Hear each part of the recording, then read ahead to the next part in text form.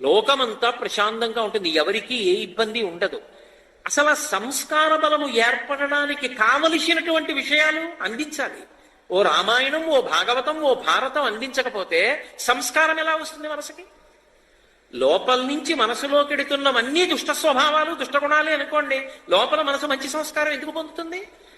మనసుకి మంచి విషయాలు అందుతున్నాయి అనుకోండి, మంచిగా ఉండకుండా ఇంకోలా ఎలా ఉంటుంది? ఉండదు.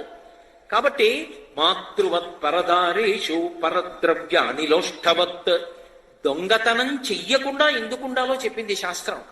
ఇతరుల సొమ్ము నీకు ఈశ్వరుడిచ్చినది కాదు, అది ఎవరిదో, మరి ఎందుకు అక్కడుంది?